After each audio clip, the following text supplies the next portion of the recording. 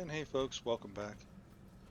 We're heading on through Prospector's Trail after just getting through Smuggler's Pass in the mountain deeps. On the way to the farmlands of the Northwest looking for Homestead.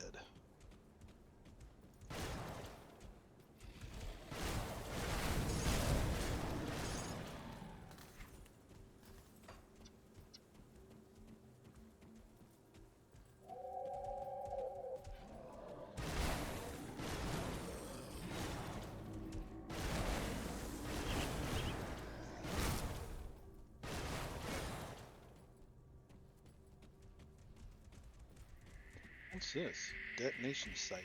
Alright.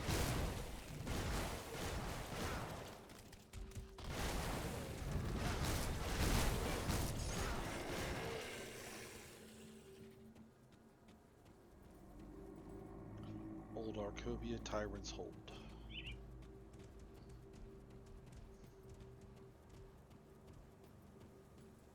Tyrant's Hold, I don't think that's been mentioned in any of the lore notes yet.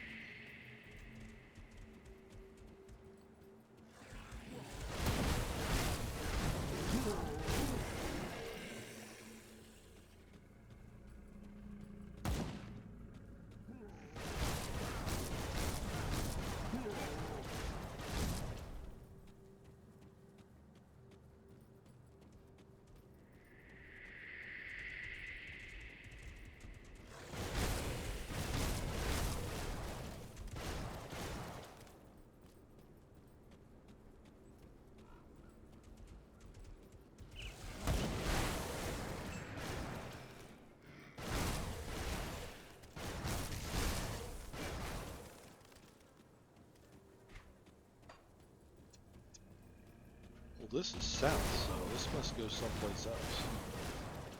Oh, it changed to the top right. We're at an area called Pine Barrens. Alright.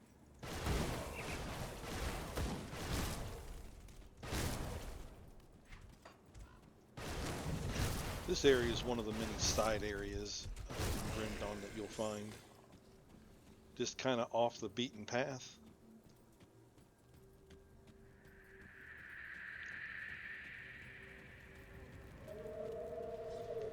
And there's the Rift Gate. Deathmark Hadris and Valor. Okay, so these guys are with the Black Legion. Looking for some venom. Hunting down a beast called Mogra. So if you remember, the Black Legion is the other faction that we're heading to. We got two factions we'll be able to side with. Order of Death Vigil and the Black Legion.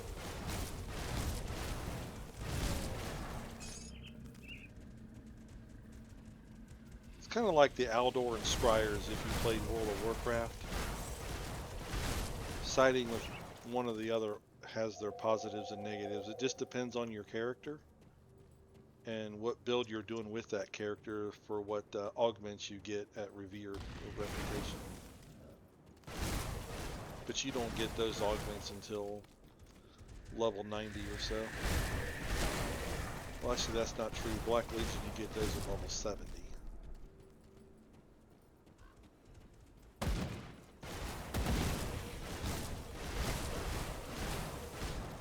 I don't know that we'll be able to get them on this playthrough though. I always side with the Black Legion just because I got the quests memorized, and I've tried to min-max characters and I can't tell any difference between the two sides now, so I don't mess with Order of Death's Vigil. I just always go Black Legion just because it's faster for me as I level through. I did pick up the gland, yes I did. These guys also can drop mana core eyes that you'll need those for crafting later on. Pretty rare component.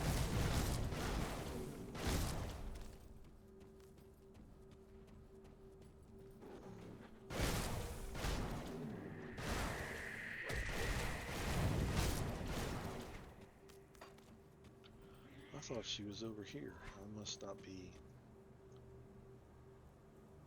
Oh, she's right here. Oh, wait. Yeah, she is.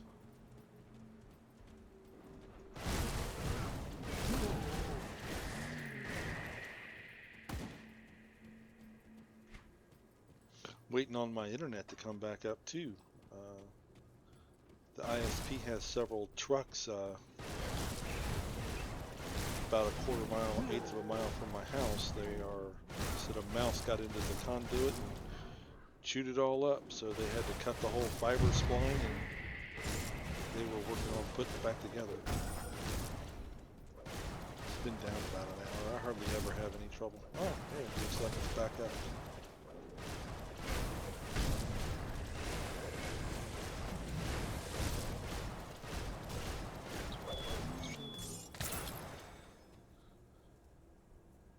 And here's another MI for Blade Arc and Mogdragon's Pack. So if you were a warder, you would have a good Blade Arc and bonuses to Blade Arc and Mogdragon's Pack, which is just a buff. So here we found the, we killed Mogra and we got the Manicore gland, but what I always do is I skip ahead. You can do quests ahead of time and then turn them in later without actually having the quest, and I'll show you what I mean here. Because now we're heading into the Jagged Waste, and we're looking for a entrance that is not marked on the map. Always zoom out so I can see it better.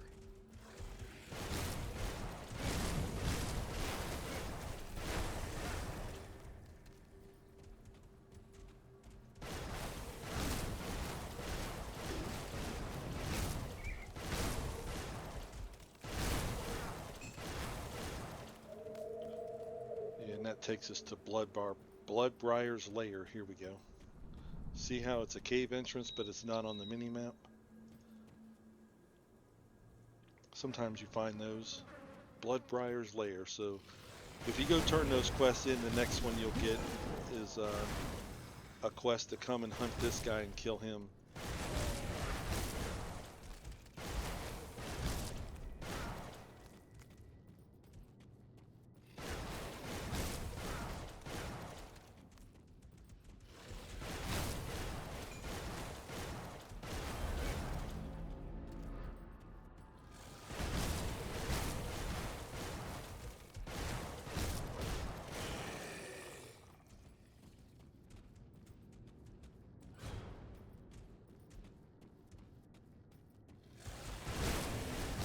Sometimes folks ask me why I play so zoomed in, and that's because not everybody watches on a large PC screen.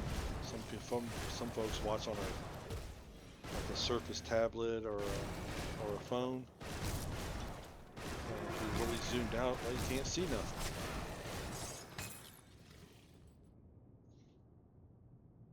Oh, this is nice.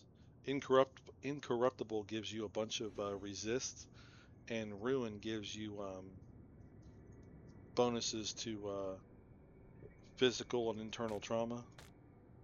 So, and that's also the last MI we need for Blitz. So we'll be able to convert now to Blitz if we want to in a little while. Right now, Force Wave seems to be doing real good, so I don't know that I'll need to convert to Blitz. I usually don't convert to Blitz until way later, but this I gotta be level 36 to do that, and you see there it removes 9/10 of a second to your skill recharge. So with all those, you're looking at like a 1.8 second reduction. +2 to Force Wave, but we need 180 Spirit. Okay, so I'm not going to get Spirit 180. Oh yeah, we're not going to get that for a while. I would like to have the bonuses to Force Wave, but I'm not Not really too worried about it. The damage is really high. And now we're in Forgotten Deeps, which is a shortcut from Bloodbrier's lair to here. And the other quest, the other guy would give you a quest to go kill a boss in here.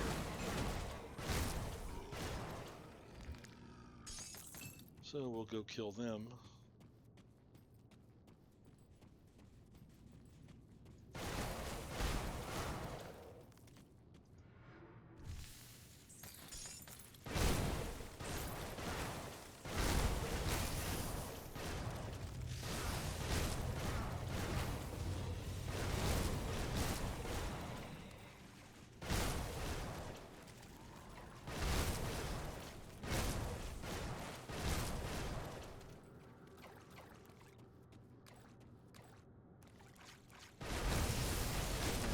Boss, you kill Ungalax, I think is his name. Ungalax.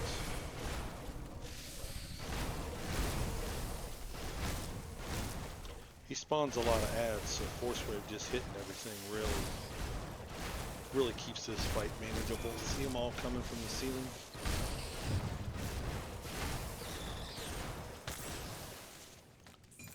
And there's another MI from him.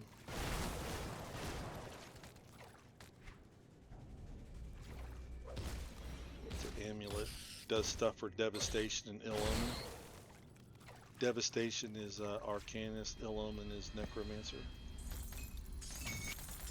But I like to come in here because there's a devotion shrine here, and we're going to get another one as we exit out. Now that we got the devotion shrine, we're still populating Fox. So once we populate Fox, we'll be able to get points into Kraken for two-handed weapon bonus damage. Kraken gives you more damage and retal, but we don't really care about that. You get cast speed, attack speed, and health. Same thing here. Here you get a big damage increase and some movement. And here you get some crit and physical resist. It's a good devotion constellation to have.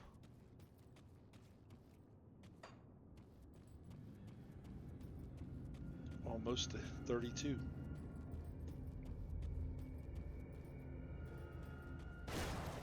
Whoops.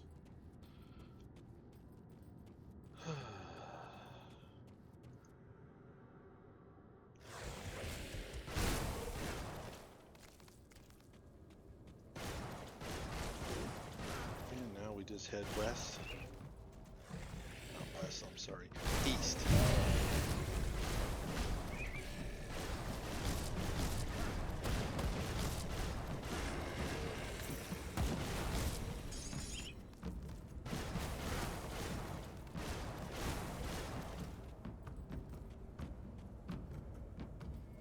Alright, that's blocked off. Well, we'll just, there.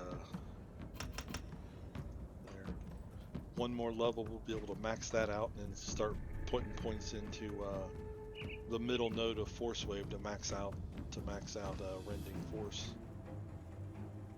Adds some flat, some more damage and crit, so you just get better and better. See here, we're into Tyrant's Hold now. Another devotion shrine up here. This is why I come this way, because there's two devotion shrines that are pretty easy to get to.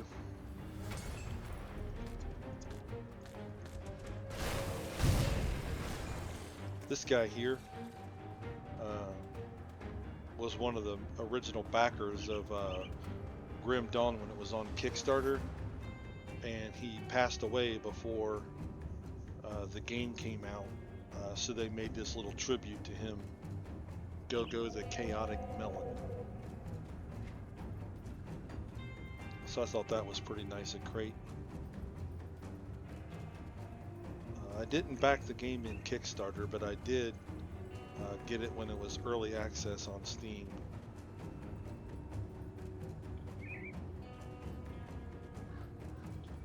Come on. You know you need to come up and around the mountain here. If you just follow the road, it's easier. Getting kind of distracted with commentary and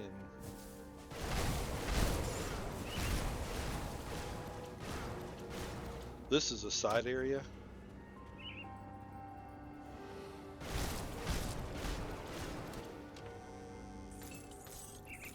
I think there might even be a lore node in here. I'm not don't exactly remember. It's been a long time since I've been through here.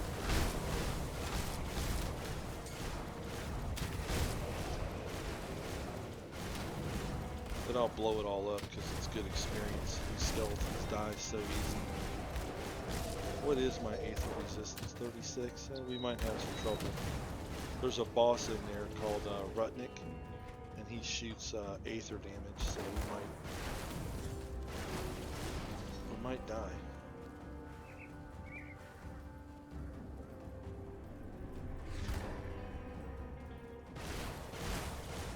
So you get rep with Cronley's gang and also the Kovian Undead.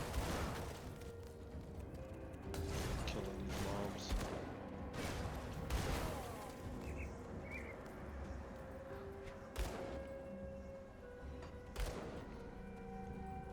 And once you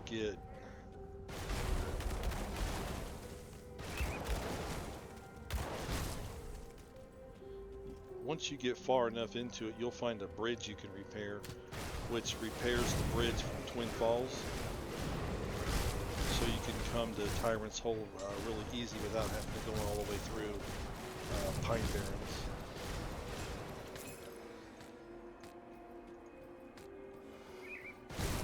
If you wanted to do that, that is.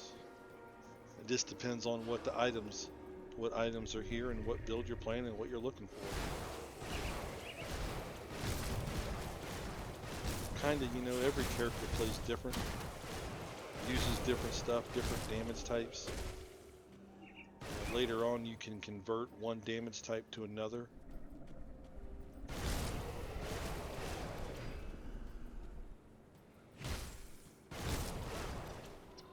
Which I showed you that item from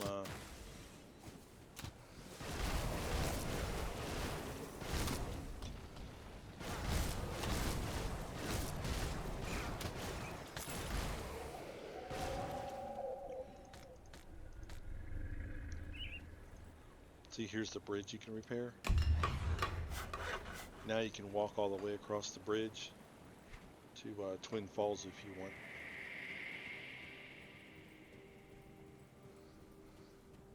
So yeah, the other item I showed you was the Arbalist from the Undead that converts Chaos and some other damage type to Vitality for Phantasmal Blade. Stuff, so that's kind of, it opens up different ways to play a class. You can mix something that you wouldn't normally would think would work. Where's the lore node? Let's figure out how to get there. Jeez, yeah, real tough. The scale strike balance. Probably have to read that on the next part of the playthrough because the internet has went back down. We're still working on it. The TTS program will not launch without an internet connection. Even though everything runs local, it won't open up without internet connection. I guess it hangs on checking for updates or something. This guy's tough.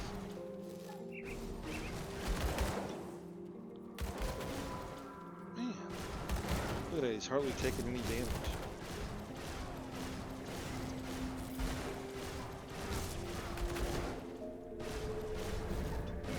I don't recommend trying to fight this guy on veteran. Holy smokes. He ain't even halfway.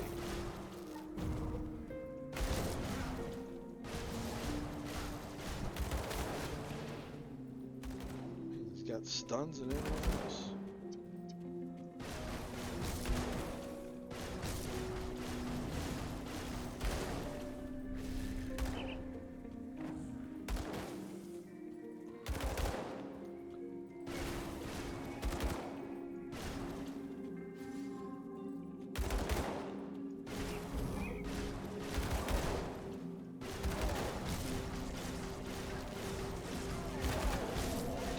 style.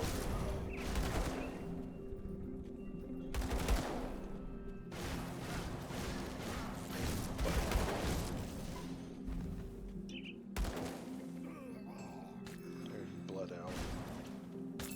Oh, there's a lore note. We're on our own. One-handed mace. Here's his weapon that he's got. Oh, well, there's why he was attacking so fast. Celerity is casting speed. So it has Aether Spread, which works off of default weapon attacks, and then it buffs Mirror for the Arcanist, and also Righteous Fervor for the Oathkeeper. Oh, so you can make a ranged Righteous Fervor build and be Aether with an Arcanist. I wonder what an Oathkeeper and Arcanist is. That's something I haven't played.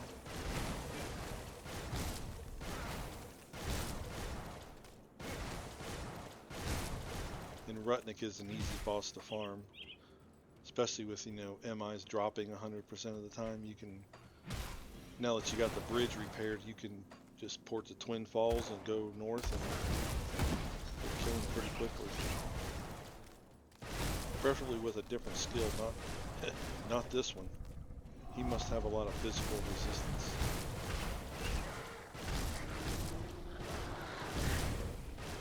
That was the Celestial Totem I just activated, which is the next step up in regular totems from the normal totems. So you see this is a boss level mob.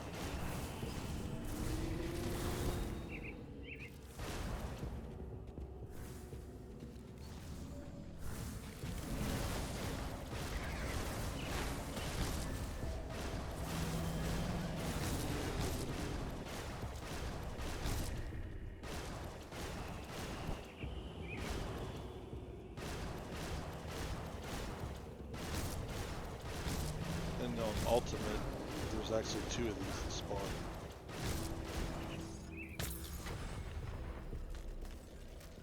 But it should have gave us a good chunk of experience. Let's see what we got. Alright, we gotta get back north into Tyrant's Hold and get this guy killed. Because we're looking for the final boss inside of Tyrant's Hold, which will be the last part of the quest. If you go turn the quest in, it'll give you one to. It'll give you a quest to go kill Bloodbriar and a quest to go kill that spider dude, and you turn those in, you get one more to come back here. But I'll show you that you don't have to go back and forth. You can just get what you need. As long as you just follow the route that I'm doing. You don't have to go to Twin Falls either. Or not Twin Falls, you don't have to go to that other area and fix the bridge if you don't want to. There's another lore note. Imperial Proclamation.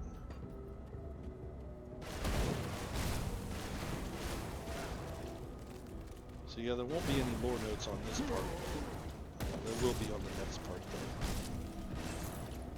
Because once I get this boss killed, we'll go turn all those in, and I'll just stop recording until my internet comes up. I thought it would be back up.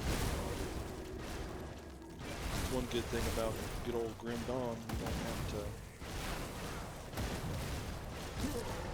have to be online to play it. You can play it offline.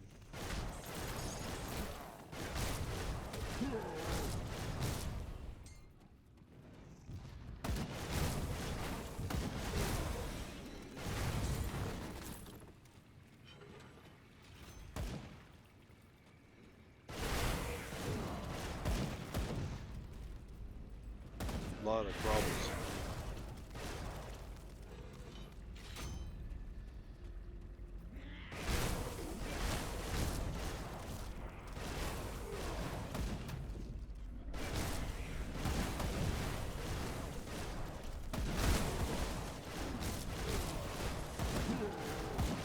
And grovels also heal. So that if you don't kill all the grovels, they'll heal.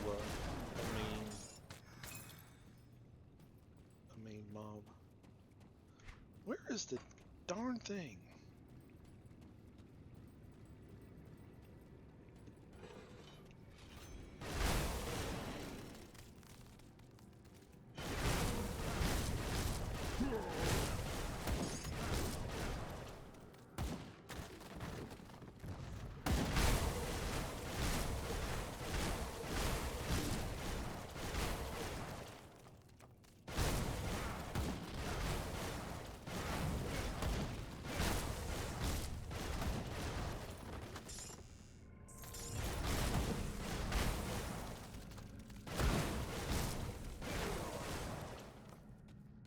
Yep, definitely a lot of things to kill. But we're almost to 33. We'll probably be 34 when we turn the other quests in.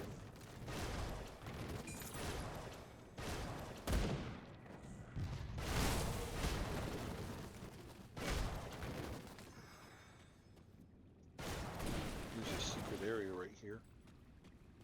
Gives you a chest and another strong box to open.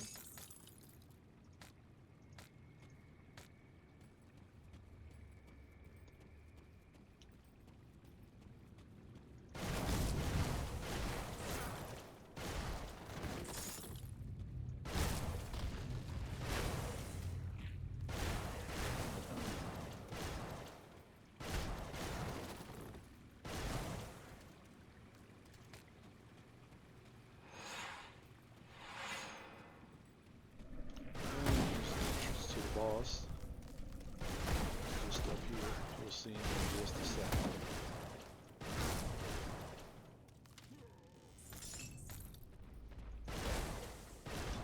Yeah, he usually aggroes pretty far away. Blood Feast or Ruthless. This guy has a monster infrequent also.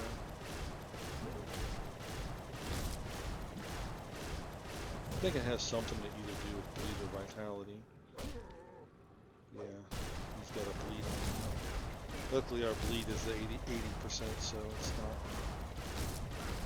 not really hurting anything. Ran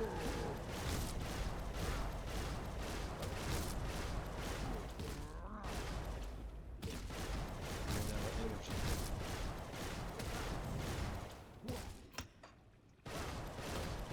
Spirit will help you regen. I usually put 5 points into that. There we go. Blood Mark of Butchery. As soon as the writing's off. Alright, so this one adds you... Nice, so Bloody Pox is a cultist and Blade Trap is more Nightblade stuff, so the Nightblade bonuses still continue. Man, if I'd have made a Nightblade, we'd have all kinds of stuff. We would be so set, it'd be awesome. Alright, now you just pour it out, go back to Pine Barrens, and watch this. We'll turn all these quests in, and we'll probably be 2 points there to max out Bulwark, 1 point in the Rending Force. Now we're at 84-16, and we just hit 33, so we turn all these quests in. None of these NPCs got voiceovers. You're welcome to read through here if you would like. We don't hit 34, we're going to be close. Just not going to quite hit it. We'd have hit it if we'd have had an experience potion.